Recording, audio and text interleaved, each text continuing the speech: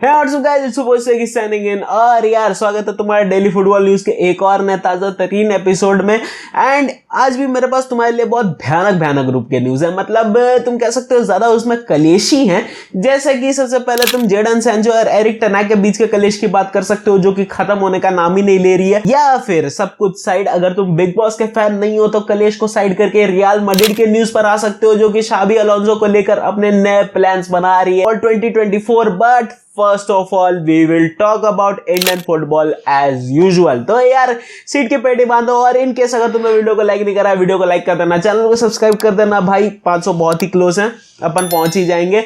और यार शुरू करते हैं आज की मजदूरी। यार इसी साथ सबसे पहले तो अपन आते हैं इंडियन फुटबॉल के न्यूज पर। एंड तुम्हें पता है ऑलरेडी एशियन गेम्स में हमारा क्या हिसाब किताब चल रहा है। एंड कंसीडरिंग द फैक्ट कि हमें बहुत ज्यादा टाइम मिला था तैयारी करने के लिए, हमारे कोच इगोर स्टिमाइज ने तंज कसी है भाई एआईएफएफ के ऊपर कि भाई अगर आपको इतना ही ज्यादा टाइम देना है तो भाई एशियन गेम्स क्या, हमें फीफा वर्ल्ड कप के लिए तैयारी करा दो। द थिंग इज, तुम्हें पूरा मुद्दा समझाता हूं कि हुआ क्या है।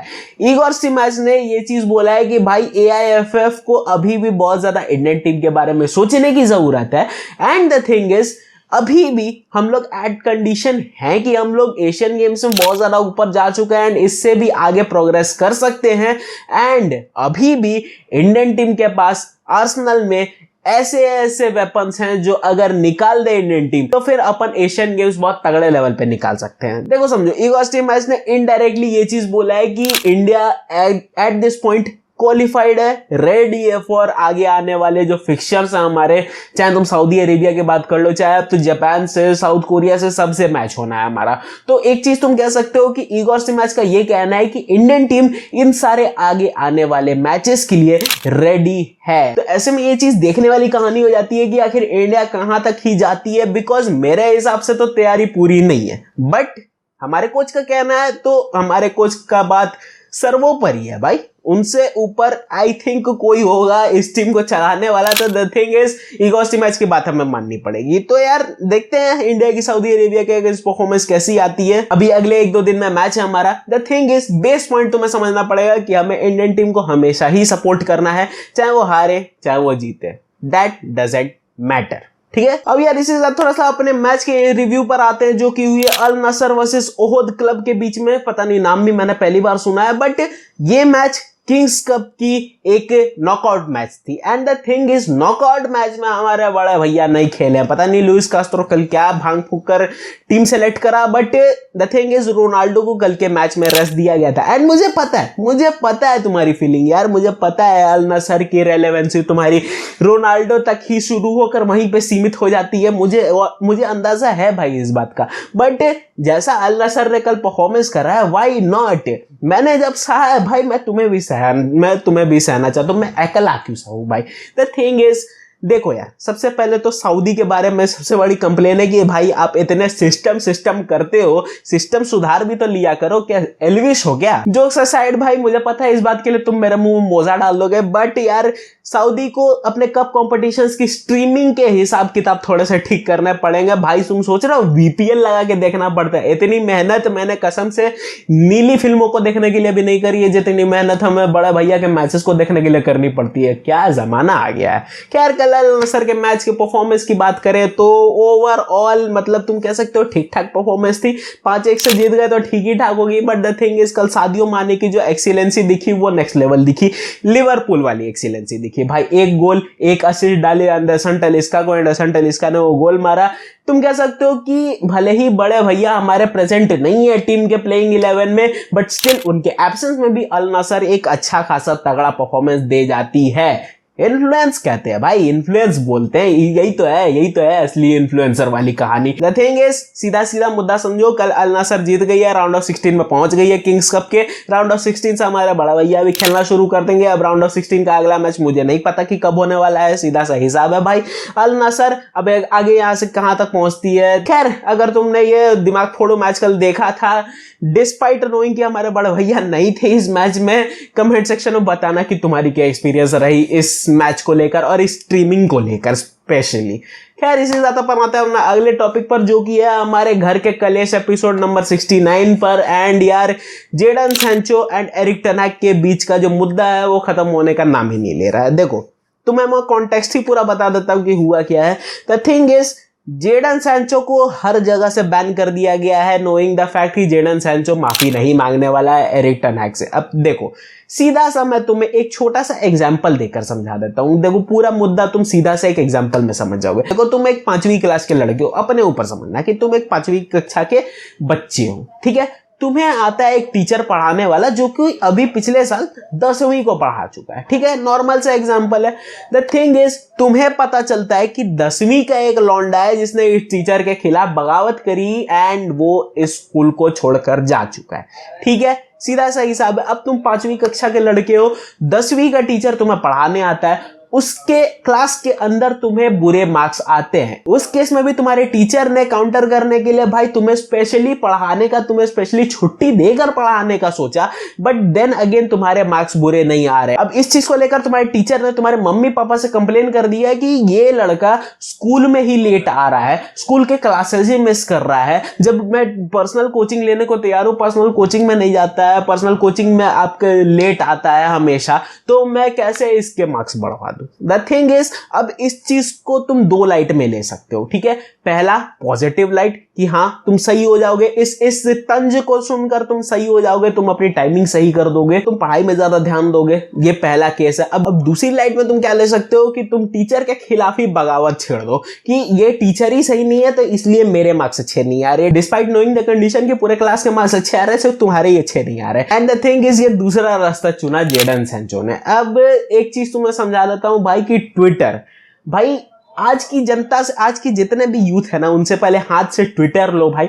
यहां हर कोई क्रिटिक है, यहां हर कोई भाई मतलब अमीर है, बिल्कुल ही पॉश है, नेक्स्ट लेवल की उनकी स्टोरी है, नेक्स्ट लेवल की उनकी लाइफ है। सारे यहाँ अंबानी के 14 है भाई, भाड़े की ऑडी लेके EMI पे ली हुई आईफोन ही क्यों ना फ्लेक्स कर रहे हो।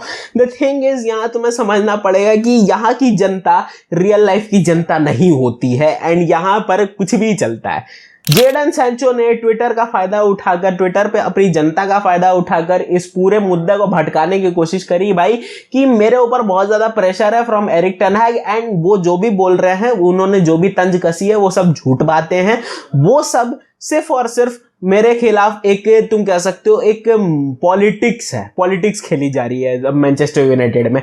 अब इस चीज को लेकर एरिक टेन हैग जो कि इसके टीचर है उसको बुरा लगा एंड उसने सब जगह से, ट्रेनिंग से, खाने पीने से, इनफैक्ट जितने भी प्लेयर्स है, जितने भी टीममेट्स उन सब से बात करने से, सब चीज से जेडन सैंचो को बैन कर दिया है। द थिंग इज अब जेडन सैंचो ना तो वो ट्रेनिंग फैसिलिटी को यूज कर सकता है पर्सनल ट्रेनिंग के लिए भी, और ना तो वो कुछ भी कहीं इस कैंटीन को भी यूज कर सकता है खाना खाने के लिए भी, ना तो नुक्कड़ में बैठ के चाय पी सकता है उस आजू बाजू के, इतना ज्यादा उसको बैन करके रख दिया है। अब कहानी यहां फंस के आती है कि जेडन सैंचो के ऊपर पूरा प्रेशर है कि या तो भैया वो माफी मांग ले और या तो फिर वो मैनचेस्टर यूनाइटेड को छोड़कर चला जाए। अब सीधा सीधा मुद्दा यहीं आकर फंसता है।